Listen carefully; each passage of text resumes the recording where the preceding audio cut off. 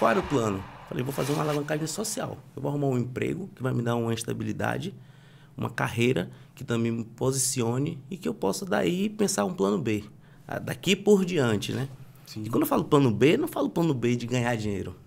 Falo da vida, de propósito. Sobre um pouco do que você falou ali. Sim. Seus amigos no plano A deu tudo certo. Mas no plano B, os caras perderam no meio do caminho. Perderam no meio do caminho. E eu me sentia dessa forma. Eu fui para a Argentina, não fui lá atrás de um diploma, de uma profissão. Isso era o que ia me levar onde eu queria chegar. Mas o que eu queria mesmo era mudar a minha vida. Você entende? Eu queria acionar uma outra frequência. E eu fui. Comecei a trabalhar com festas, com eventos. Lá eu consegui desenvolver uma habilidade muito boa de análise. Eu consegui analisar muito fácil os resultados, o desempenho e, acima de tudo, a experiência das pessoas. Isso me abriu uma janela. Quando eu falei para minha mãe assim, eu não vou ser mais estudante de medicina. Não dá. Não nasci para isso. Eu pensei que ela ia dizer, meu, você tá louco. Tipo, todo mundo me disse isso, menos a minha mãe.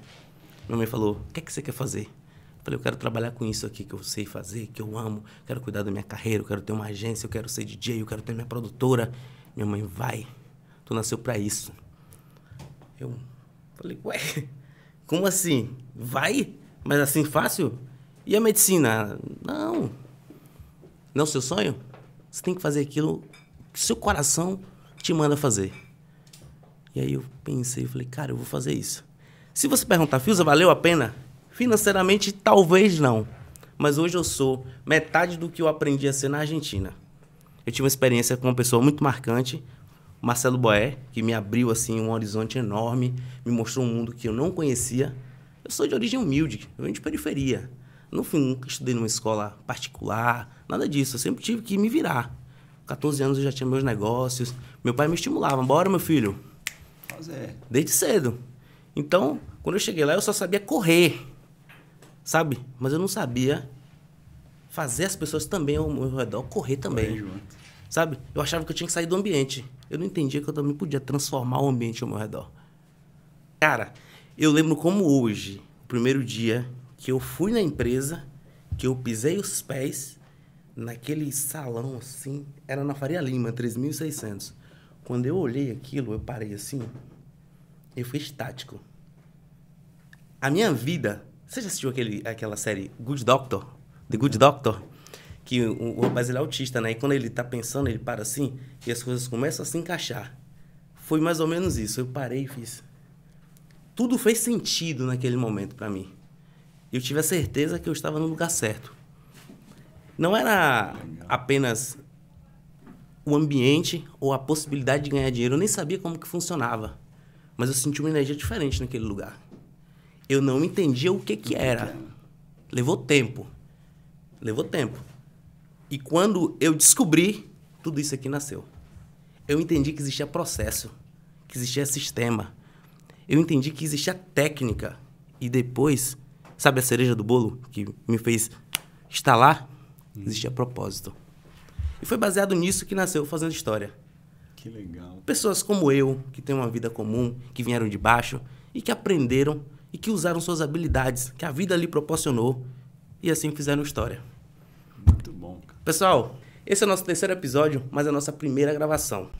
Eu começo esse programa com uma satisfação enorme de receber um convidado super especial, um amigo que a vida me deu e que está aqui hoje para falar com a gente. Ele é publicitário, founder e CEO New Growing, gente. Uma promessa, só para começar. Eu vou melhorar o meu inglês. New Growing. Seja bem-vindo, Hélio. Obrigado aí, Fiuza. É um prazer estar nessa empreitada com você aqui. Desejo muita sorte, muita prosperidade aí para esse novo desafio aí na tua vida, com muito propósito. Fiquei muito feliz de ouvir a tua história. Eu acho que a vida realmente são feitas de grandes histórias, né? E vai ser um prazer compartilhar um pouco da minha história aqui com todos vocês. E, mais uma vez, obrigado pelo convite aí, pela oportunidade. Cara, eu que agradeço, de verdade. Quando eu comecei isso aqui, a minha ideia era trazer corretores que eu conheci. Cara, eu conheci tanta gente incrível nesse mercado. Gente que dá faxina, gente que trabalha vendendo doce. E tipo assim, você fala assim, mas como assim o cara vendendo doce, Fiuza? O cara tá fazendo faxina, não tem um quê de incrível. A gente entende ao longo do tempo que não é só o que você faz e nem o resultado que você atinge. É como você se sente. E algumas coisas, por mais simples que sejam, te fazem alcançar o topo. Porque o topo, a felicidade, a realização, ela não é externa, ela é interna. E você, mais do que ninguém, pode falar disso pra gente. Sem dúvida. Eu acho que tudo na vida, a cada ano que se passa, é uma nova descoberta. Eu aprendi muito também com os meus próprios erros. E eu descobri que a gente nunca vai conseguir não errar, né?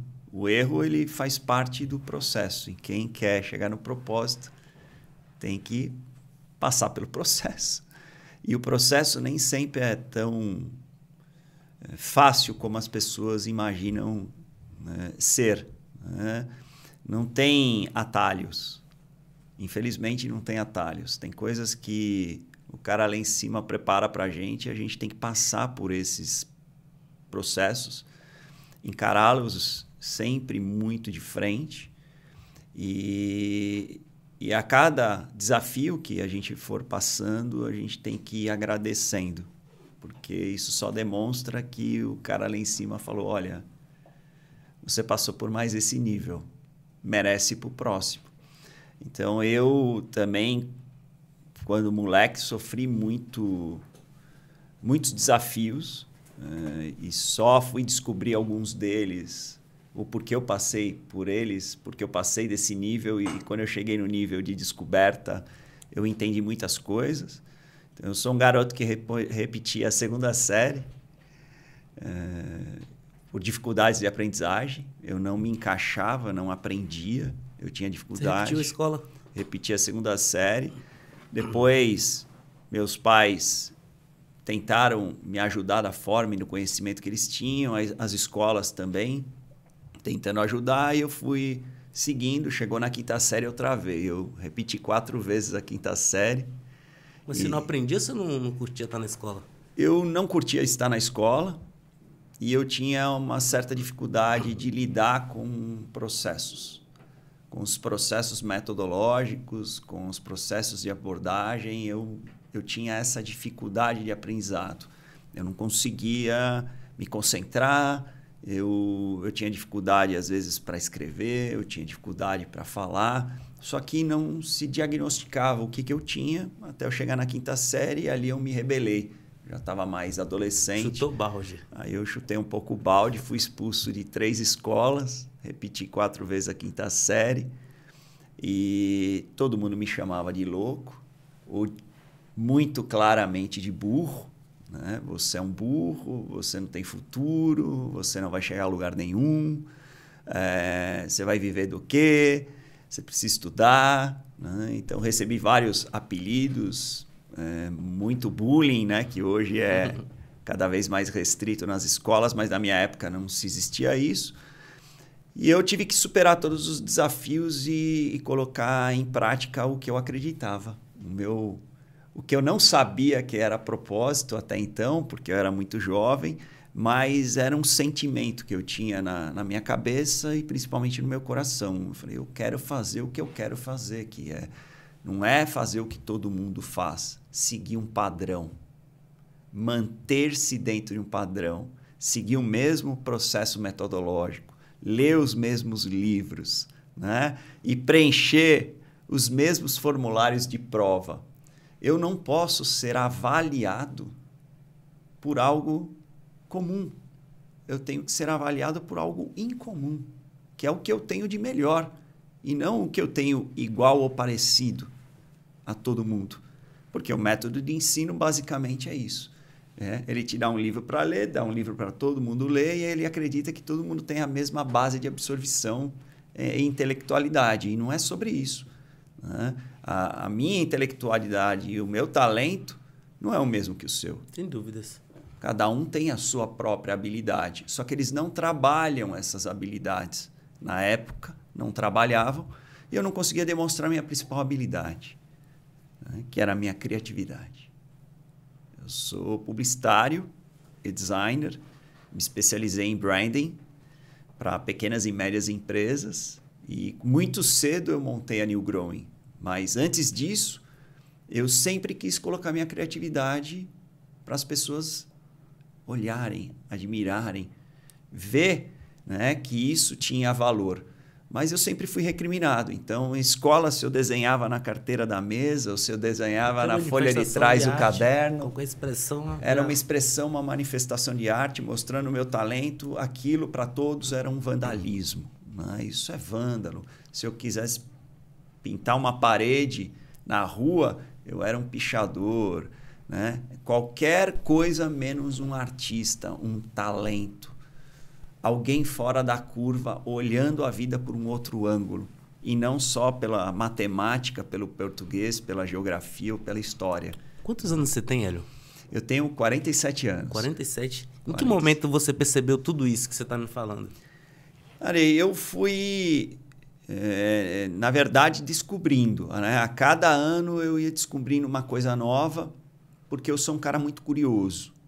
Eu sou um cara muito questionador. E eu tenho uma sensibilidade de observação, de olhar diferente. Eu sinto isso. E o que me fazia era buscar.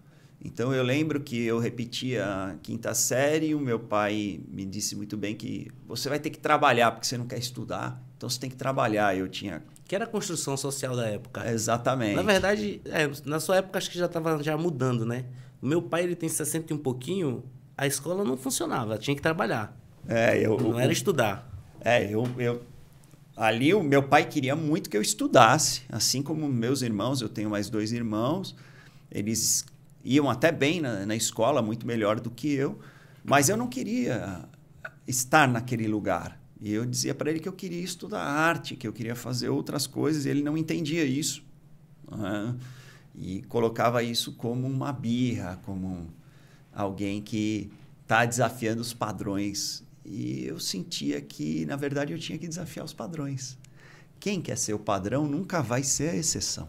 Maravilha. E exceção é exceder, né? É sair do padrão, né? Que maravilha. Pessoal, só foi um esquente para vocês sentirem o que é que vem por aí. Hélio, se apresenta pra gente. Bom, meu nome é Hélio Moreira, eu sou publicitário e designer, eu fiz as 2 formações, mas entendi que ao longo desse processo da publicidade e do design existia algo maior que eu gostaria de fazer do que simplesmente só criar uma campanha publicitária ou, como designer, criar uma embalagem, um logotipo, uma identidade visual. Eu queria me aprofundar em negócios. E, para mim, negócios são conversas com pessoas. E é o que eu gosto de fazer. Eu gosto de conversar com as pessoas, eu gosto de entrar no íntimo das pessoas, eu gosto de ouvir as histórias das pessoas, como elas pensam, o que elas sentem, o que elas querem. E ali eu fui estudar branding e foi ali que eu encontrei a minha vertente de olhar para os negócios e olhar para construções de marcas. Porque eu entendo que negócios é quando você consegue se distinguir dos demais negócios que são padrões. Então, você se torna um negócio fora do padrão quando você se torna uma marca. Perfeito. Então, foi ali que eu entendi. Eu falei, eu quero estudar isso. E eu me aprofundei nisso. Fiquei estudando muito tempo no Brasil. Foi quando eu decidi sair do Brasil, fui estudar fora, fui entender mais sobre branding, como construir uma marca forte, fui estudar Customer Experience, fui estudar a experiência do cliente, porque marca vai muito além do que um logotipo, do que as pessoas pensam que é um logotipo, é um site, né? Surreal. É muito mais do que isso. Eu fui estudar na Disney. Na Disney? Encontrar num grande case de experiência ao cliente é a Disney. Eu fui estudar lá, fiz também uma especialização ali para entender como que eu poderia melhorar a experiência dos clientes, melhorar a experiência das conversas, melhorar a experiência da aproximação de um negócio no coração na mente dessas pessoas para que essas pessoas lembrem, criem uma afetividade, levem isso para sua memória, para o coração e marque ela efetivamente e ela não esqueça mais de mim. Genial. Surreal. Então, esse é um pouco do meu repertório. Eu estou há 28 anos fazendo isso. A New Growing eu tenho há 21 anos. 21 anos. 21 anos. Então, eu vi que você criou um método há 28 anos atrás. Sim. Como que chama o método? Então, o meu método ele é um método focado em diferenciação para negócios. Então, eu foco no branding para criar diferenciação. Então, o que é o branding? Perfeito. O branding é quando você cria desigualdade no meio de um ambiente igual. Você consegue se diferenciar da maioria. Exatamente. O grande desafio do brand é criar desigualdade. O que é criar desigualdade? Isso serve para empresas quanto para pessoas. Como eu crio desigualdade no ambiente que é todo igual? Por exemplo, advogados. Se eu for numa OAB e falar quem é advogado aqui, todo mundo vai levantar a mão. Agora, como eu crio desigualdade no meio de todos aqueles advogados dentro de suas determinadas áreas? Pela singularidade. Cada pessoa e cada negócio é singular. Tem algo único ali por trás e normalmente vem do fundador ou da pessoa que quer se projetar como marca.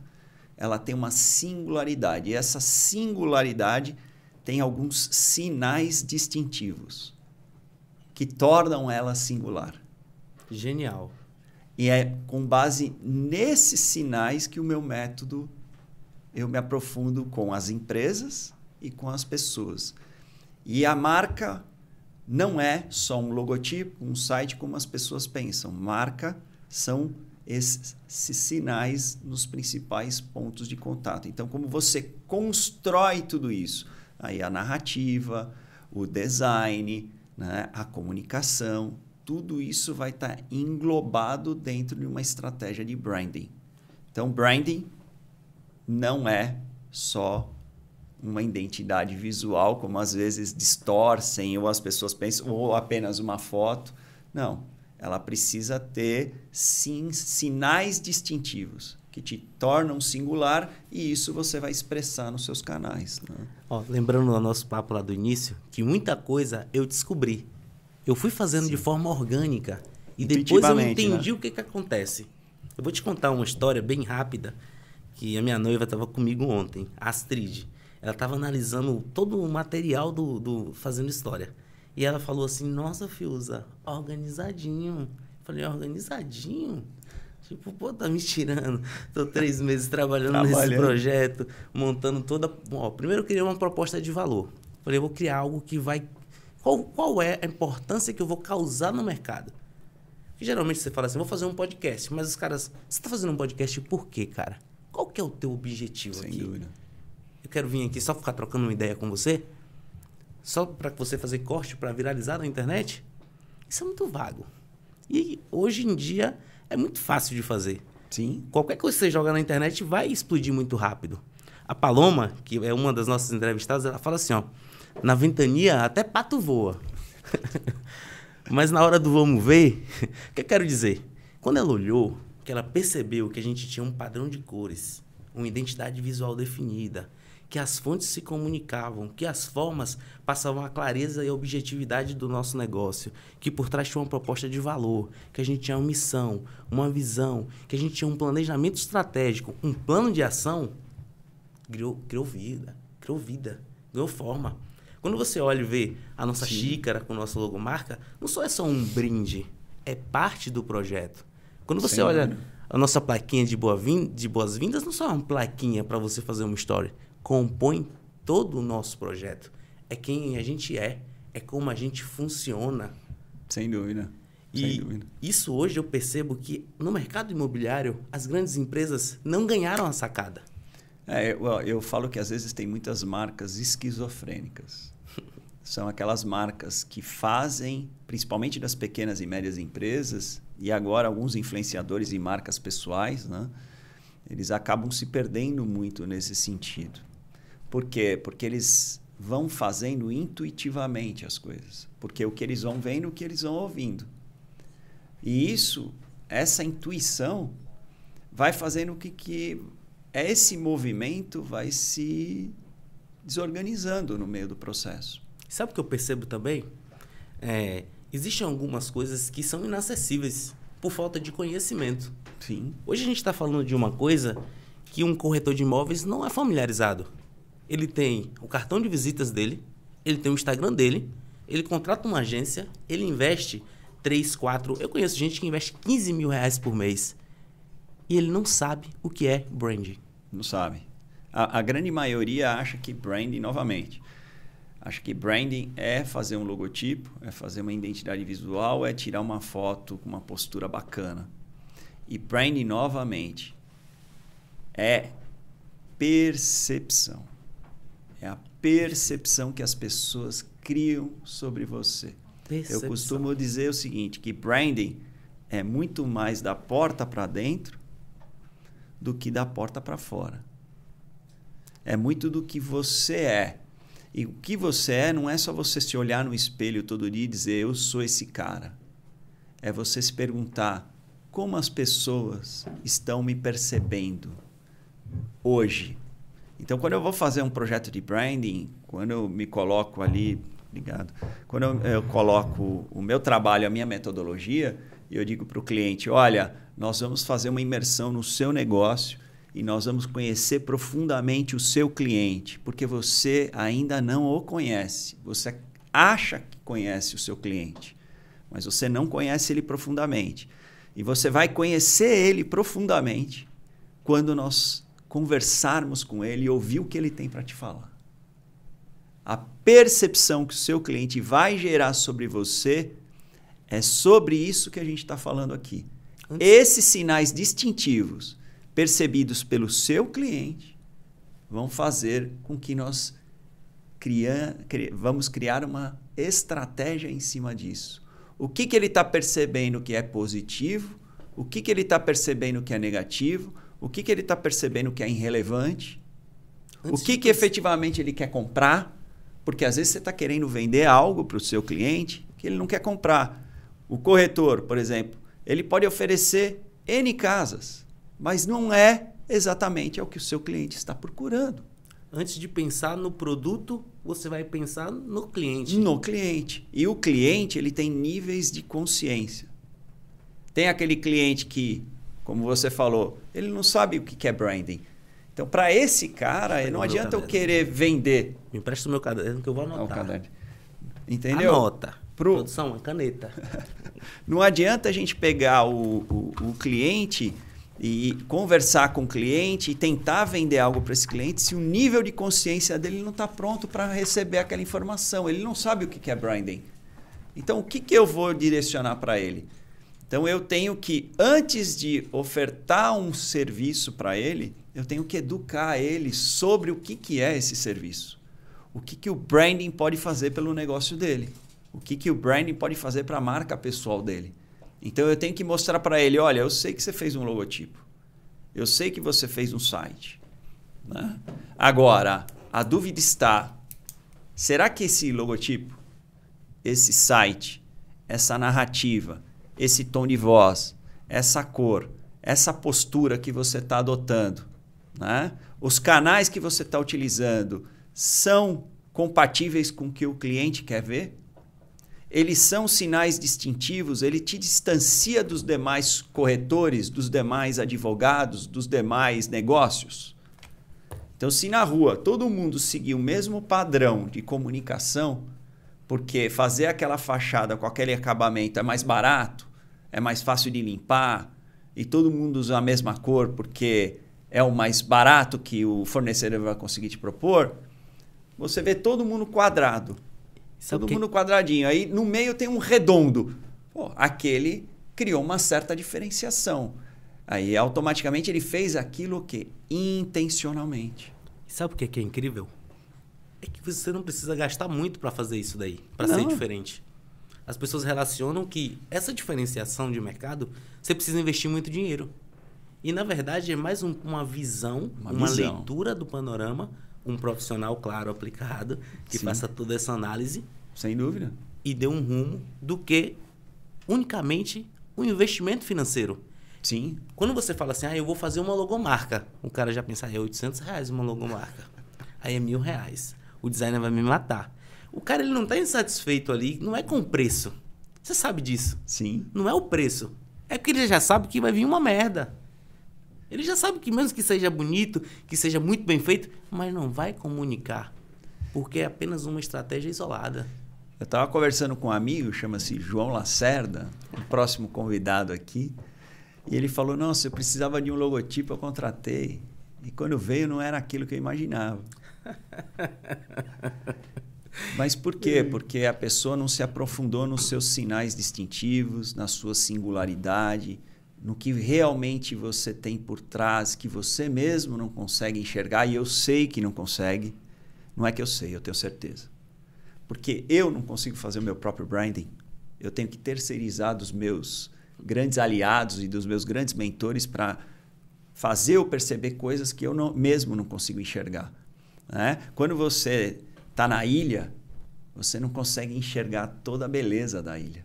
Você só enxergar a beleza da ilha quando você sai da ilha. E quando alguém sai junto com você e te dá um sobrevoo de helicóptero, ela te dá maior amplitude. Olha, podemos melhorar isso, podemos melhorar aquilo, podemos buscar isso, podemos colocar esses atributos. Isso é uma coisa que você repete a todo momento, seja no teu treinamento, Percepção. seja na tua palestra. Percepção. Quando a gente fala disso, a gente já está falando já um pouco de neurobranding? É isso? Quando a gente entra no neurobranding, o neurobranding está falando sobre dissonâncias cognitivas que o ser humano tem em relação às percepções que ele gera. Sobre tudo. Tá? Então, o nosso cérebro, ele não nasceu, ele não está aqui para fazer a gente feliz o tempo todo. A gente mesmo esquece das coisas muito rápido. Por quê? Porque ele é uma máquina, ele está todo o tempo trabalhando e pensando. Eu, por exemplo, eu não lembro o que eu almocei ontem.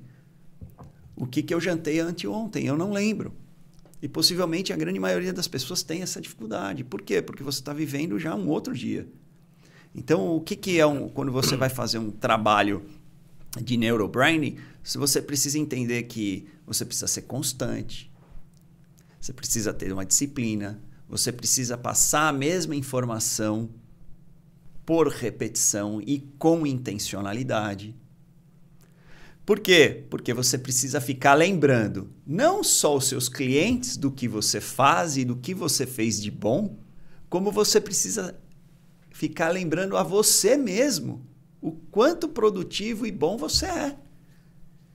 Porque o nosso cérebro, automaticamente, a partir do momento que a gente levanta da cama, ele pode levar a gente induzindo a pensar em coisas negativas. E essas coisas negativas já te deixam para baixo naquele dia. Justamente pela parte neural. Então, como você tem que começar o seu dia? Positivamente. Acordei, estou vivo. Deus, muito obrigado. Esse dia vai ser maravilhoso. Olha que céu lindo. Agora eu preciso ser produtivo para prosperar. E hoje vai ser o meu dia da prosperidade. Hoje vai ser bom e eu vou falar para todo mundo o quanto eu sou bom. É a mesma coisa uma empresa. Uma empresa precisa acordar todos os dias e dizer, eu vou falar para as pessoas o quanto o meu serviço e o meu produto é bom. Eu preciso mostrar para ela todo o encantamento, todo o meu esforço, tudo que eu faço por trás de uma forma genuína, autêntica, com, óbvio, intencionalidade, porque você tem que causar um impacto na pessoa que está do outro lado, mas com muita estratégia e não falar coisas aleatórias sem muita coerência. E aí, cada dia você fala uma coisa, cada dia você é um especialista. Então, o que a gente percebe é isso. O generalista, ele cada vez mais vai perder o espaço no mercado. Seja no mercado de corretores de seguro, Não dá para você, de corretores imobiliários, não dá para você simplesmente falar assim, eu vou vender todos os padrões. Não dá, porque dependendo da linguagem verbal, visual, a dinâmica que você tem sinérgica com as pessoas, você não consegue atingir um alto padrão. Porque às vezes você não tem nem vocabulário, você não tem postura, você não tem preparação para chegar lá. Sem dúvida. Às vezes você precisa dar um passo de cada vez e fazer escolhas. Eu costumo dizer assim, no branding, faça uma única coisa, mas muito bem feita. Porque marcar é marcar as pessoas como uma única coisa e muito bem feita. Eu falo de branding há 28 anos. A New Growing tem há 21 anos. Eu venho falando de branding para pequenas e médias empresas. Na época me acharam que eu era louco. Como você vai fazer para pequena e média empresa? Você vai sobreviver? Eu falei, eu vou, porque eles são 70% e os quebrados acima do PIB. Segmentou. Eles que sustentam isso. Então, o neurobranding é níveis de consciência do ser humano e a gente precisa entender que o ser humano gera percepções, tem sentimentos e a gente mexe com essas percepções e a gente mexe com esses sentimentos. E se as pessoas estão percebendo você negativamente, as pessoas não estão nem te percebendo, as pessoas não estão nem te vendo, tem alguma coisa errada. Você não está mostrando sua singularidade. Você está sendo mais um repetindo alguma coisa que alguém falou na internet que é bom para o teu branding e você está fazendo isso aleatoriamente e não estrategicamente. Você não tem um mapa. É igual sair para voar, levantar um voo, né? E não tem um mapa. Né? E muitas vezes as pessoas acham que levantar um voo é simplesmente subir no avião. O avião só levanta voo contra o vento, gente. É ponto. Não é a favor do vento, é contra o vento. Então você tem que ir contra a multidão. Enquanto você estiver indo na direção da multidão, você vai ser igual a todo mundo. Quando você desviar, aí você cria diferenciação com a sua singularidade, com o que você tem de único, exclusivo. Isso é um trabalho de branding. Hélio, tem uma pergunta pontual que eu queria... Agora a gente vai aprofundar no assunto. Eu queria saber como que o neurobrand pode ser aplicado em negócios de diferentes tamanhos e setores. Porque você falou que está atingindo agora a camada, né, maior da sociedade, que são os pequenos empresários, as empresas de porte menores. Isso, quando a gente fala de brand, a gente pensa Globo, SBT, Época, Exame, as grandes marcas, Google, Amazon. A gente não imagina que um corretor de imóveis pode ter um brand. Ou que uma imobiliária ou uma pequena construtora. A gente percebe isso que as grandes construtoras do mercado utilizam todas essas técnicas e por isso são diferentes. Vendem muito mais que concreto e cimento. Vendem sonhos, vendem histórias. E como que a gente pega um projeto assim, uma coisa que parece ser tão grande e viabiliza uma empresa menor, num setor que tem um poder de compra relativamente mais baixo? Foi bem o que você falou, né? Essa questão das construtoras que estão vendendo tijolo, estão vendendo cimento, ou as imobiliárias estão vendendo imóveis. E a percepção dos clientes, qual é o sentimento desse cliente? Será que ele está comprando tijolo? Será que ele está comprando concreto? Será que ele está só alugando um imóvel ou comprando um imóvel? Ele está comprando o sonho da casa própria. Ele está comprando a luta e as batalhas que ele teve no dia a dia. Noites que ele ficou sem dormir.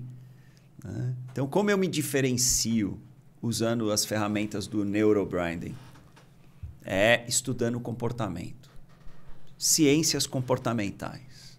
Você precisa, então, analisar o seu cliente. Tem que ter um estudo do cliente, do público que você quer atingir. Definir o público-alvo. Defina o público-alvo. Para quem você está vendendo, para quem você está comunicando. Exatamente. Define o público-alvo. 2. Entenda os níveis de consciência desse público-alvo, né? Para você entender exatamente qual é o nível que ele está, para você não perder e não se desgastar com o seu tempo, com a sua atenção e com o seu dinheiro. Então, identifica. Quando você identificou esse público, não é de 18 a 68 anos. Tá? Esse público ele precisa ser muito específico, né? E quanto mais específico, melhor. Se aprofunda nele, levanta dados, informação. Trabalho de branding bem feito é quando tem dados na mão. Dados é uma pesquisa realizada não com um padrão, com as perguntas certas. Não adianta ir no site lá no GPT e falar assim, ó, me dá as respostas que o meu consumidor quer ouvir, que é o que todo mundo fala aí. Não funciona. Se você não saber fazer as perguntas certas, você não vai obter as respostas certas. Porque são essas perguntas que fazem a conexão entre o comportamento e a construção da marca? 100% das perguntas que você vai fazer no trabalho de branding é que vão trazer a base da estratégia do trabalho. Quando você está montando uma estratégia, que você coleta esses dados, que você entendeu o comportamento, entendeu o que é que o cliente precisa, o cliente da marca precisa e o que aquela marca precisa, o que é feito para que essa mágica aconteça? Para a mágica acontecer, entendi os sentimentos, entendi o comportamento, entendi o nível de consciência. Tá Joga bom. tudo na panela? Já sei todos esses sinais e o que ele espera de nós. Quais são os nossos sinais distintivos? O que a gente pode ofertar? O que a gente vai oferecer? Qual vai ser essa única coisa que a gente vai bater a todo momento que ele vai lembrar de nós? Aí a gente faz essa conexão. Quando criou essa conexão, a gente fala, agora quais são os sinais? Então o Batman emitia aquele sinal naquela luminosidade lá do morcegão. Pô, o Batman está lá. Legal. Esse foi um sinal distintivo para ele dizer, eu tô aqui, hein? Tô chegando. Nosso mercado hoje trata isso como o primeiro contato. Exatamente. Então, qual vai ser o meu primeiro contato? Olha, o primeiro contato vai ser um sinal distintivo visual. Então, eu preciso ter um logotipo, eu preciso ter uma identidade. Agora, como vai ser esse logotipo, essa identidade, essa tipografia, essa forma? Vai ter uma simbologia? Vai ter uma personagem? Ela tem uma legibilidade de leitura boa? Ela tem uma responsividade boa para se aplicar nos canais digitais também? Porque na hora que ela for reduzida, ela tem uma boa leitura? Ela tem uma aplicabilidade? Ela tem um manual da marca de como não distorcer essa imagem? Qual é a melhor cor? Uma das estratégias pode ser, olha, todos estão usando essa cor, nós vamos usar essa. Esse é um sinal distintivo de diferenciação. A cor pode ser uma das estratégias. Sem dúvidas. Pode ser. Então, eu poderia vir aqui com um terno, ao invés de azul, amarelão. E isso seria um dos meus sinais distintivos. E aonde que eu for, eu vou carregar essa cor. Ótimo, ótimo. Isso me diferencia? Me diferencia, porque todo mundo usa o azul. Ou todo mundo usa o preto. Então, esse pode ser um caminho. Outro caminho, tom de voz. Né? O canal de comunicação. Está todo mundo indo para um canal, você olha e fala assim, pô, está todo mundo indo para o Instagram. Mas onde que estão os executivos? No LinkedIn. Ontem eu passei o dia estudando você, seu conteúdo, tudo que você me passou. E aí eu fui linkando cada coisa. E me chamou a atenção bastante é que você fala de as empresas focarem no presente. Tem tudo a ver com o que você falou agora. O que as pessoas fizeram lá atrás, o que estão fazendo. E o presente está relacionado àquilo que você percebe e age. Sim, sim. Nós somos seres humanos. Seres humanos são comportamentais. E o comportamento ele é alterado conforme o seu sistema, o seu ambiente. Né? E isso acontece muito da porta para dentro em empresas. Né? Quando o ambiente não está legal, mudou o comportamento, mudou a percepção de todo mundo sobre o valor, sobre o propósito, sobre a visão. Então, é muito comportamental. Então, se isso acontece, o ambiente muda o seu comportamento. O branding garante que o ambiente não mude. O branding, não que ele garante, mas ele analisa o tempo todo quais são esses ambientes que a gente vai pisar, que a gente vai transitar, e o comportamento que essas pessoas estão tendo nesse ambiente e o impacto que a gente quer gerar nesse comportamento delas. Né? E o comportamento delas em relação ao que a gente gostaria de gerar. Então, a gente avalia isso o tempo todo. Então, a gente precisa ficar olhando isso o tempo todo e falando, olha, agora na rede social está acontecendo isso. Eles estão falando sobre isso. Olha, eu não posso mais ir lá na rede social e ficar ofertando o meu produto. Por quê? Porque o próprio pai do marketing. O Kotler diz que os 4Ps morreram, né? Os 4Ps estão sumindo. Por quê? Não é mais sobre produto, preço, prazo, promoção. Nós estamos cada vez mais nos Cs, né? Nos 4 Cs, que é cliente, foco no cliente. Entenda cada vez mais o que aquele cliente quer.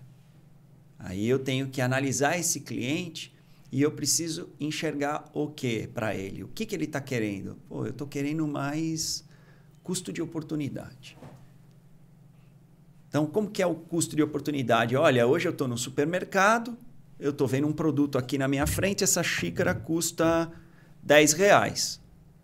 Só que eu tenho um celular na mão. E eu vou olhar no Google quanto custa essa xícara na internet. Aí eu olho, pum, tá mais barato na internet. Só que daí, o que ele vai avaliar? O custo de oportunidade. Pô, aqui vai demorar 3 dias, eu tenho que pagar mais o frete e tal. Aqui eu posso levar agora na hora. Custo de oportunidade com conveniência.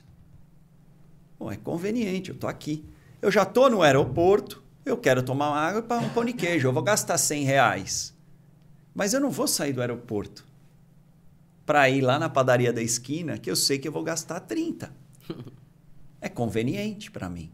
Então, eu já olhei na internet, eu sei que eu pago mais barato, mas é conveniente. Então, eu vou colocar isso aqui e vou fazer. Então, você focou no cliente, deu um custo de oportunidade, deu a conveniência para ele. E ali você vai fazer o quê? A comunicação. Ali você se comunica com ele. Então, o que eu quero que esse cara tenha? É só o pão de queijo, uma água? Não, isso não é um sinal distintivo, isso não é uma diferenciação. Porque todo mundo vende o pão de queijo e uma água. O que eu posso ofertar para ele? Starbucks, por exemplo, oferta colocar o seu nome e te chamar pelo teu nome. Ela te oferta uma internet e deixa você ficar horas lá trabalhando. Te vende uma experiência. Ela te vende muito mais do que isso. Então, ela já não está mais focada no café. O café é só a introdução do negócio.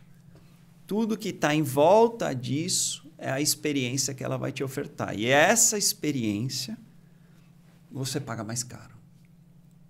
Porque é mais conveniente, é o custo da oportunidade. A comunicação que você vai fazer ostensiva, intencional em cima daquilo faz com que ele gere comportamentos de compra, de interesse naquilo. A Disney. A Disney, ela faz isso muito bem, cara.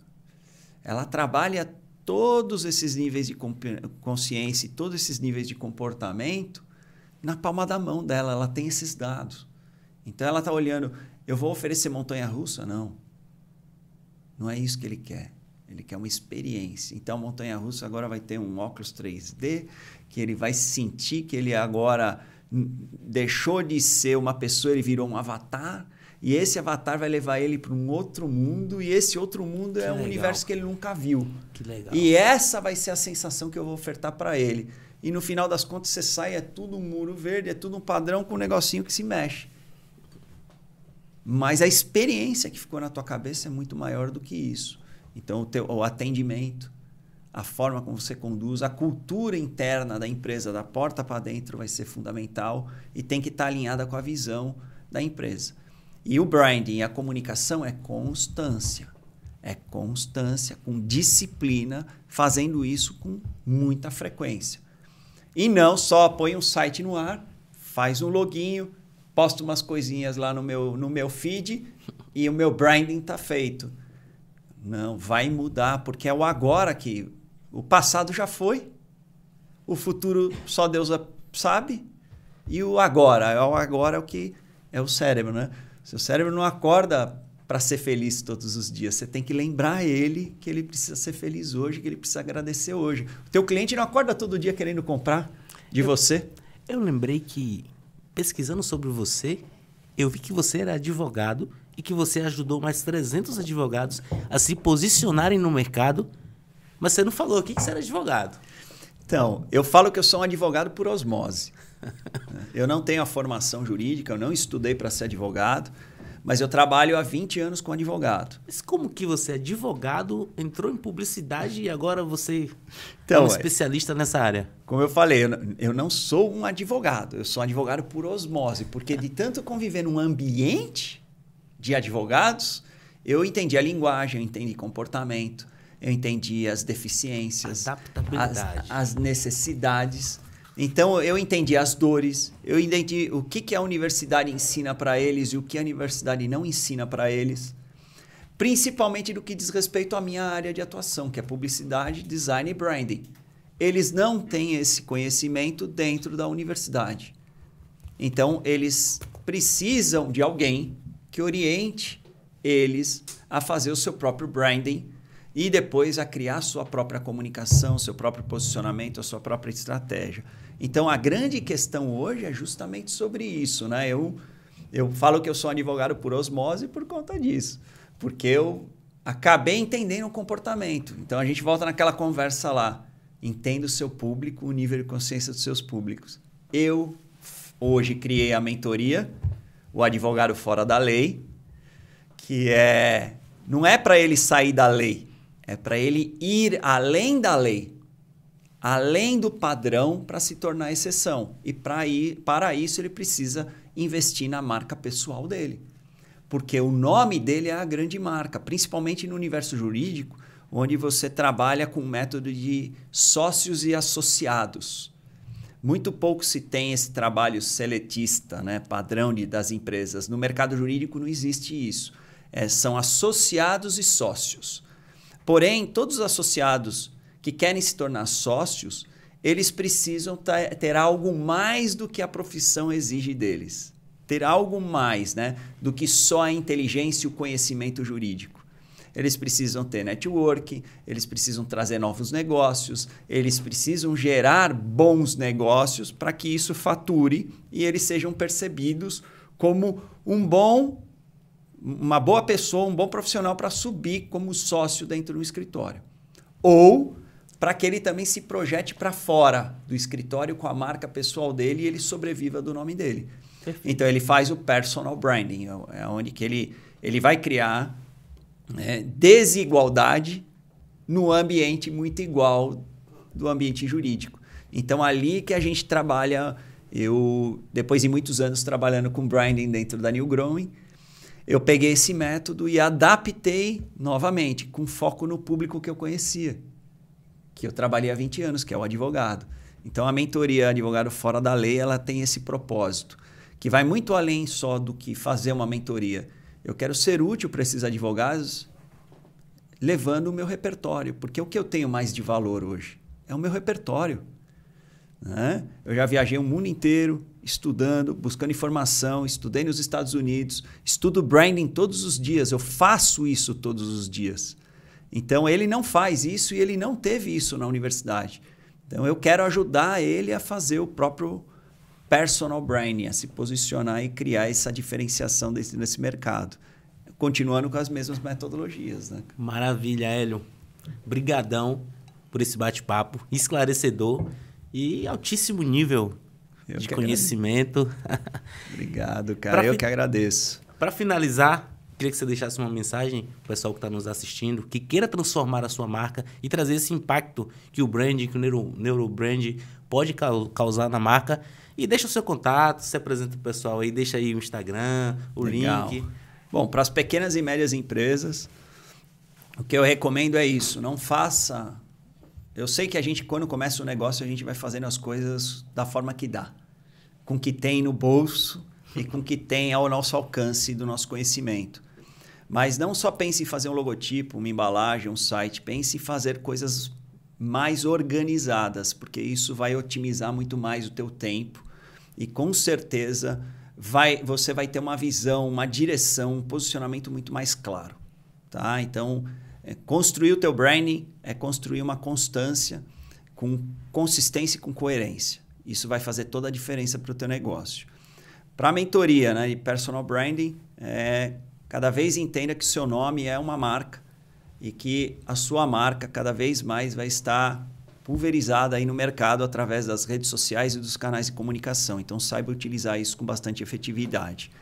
Quem quiser falar comigo, @newgrowing, NEWGROWNG, é o meu Instagram, com o site também, www.newgrowing.com.